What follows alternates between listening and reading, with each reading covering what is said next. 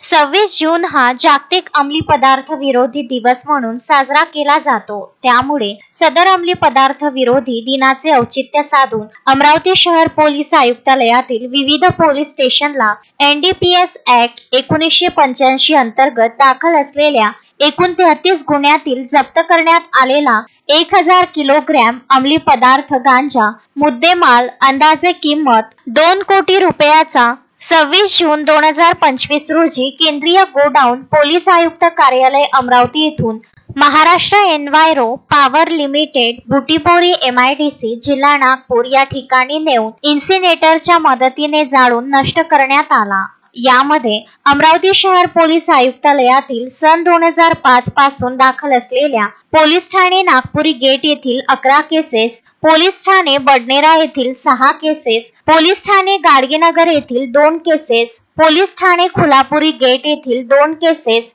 Police Thane Rajapeth येथील 5 cases, police Thane city कोतवाली येथील 4 cases, police station Walgaon येथील 3 केसेस याप्रमाणे एकूण 33 केसेस समाविष्ट होत्या। सदरची कार्यवाही अरविंद सावरिया पोलीस आयुक्त अमरावती शहर यांच्या आदेशाने गणेश शिंदे पोलीस उपायुक्त परिमंडळ क्रमांक 2 कल्पना बारावकर पोलीस उपायुक्त मुख्यालय तसेच शिवाजी बचाटे सहाय्यक पोलीस आयुक्त गुन्हे शाखा यांच्या मार्गदर्शनाखाली सीमा दातारकर पोलीस निरीक्षक, योगेश इंगळे सहाय्यक पोलीस निरीक्षक, Kailas Sanap police head constable, Ajay Mishra, Sudhir Godde यांनी केली। शोएब खान, विदर्भ न्यूज, अमरावती।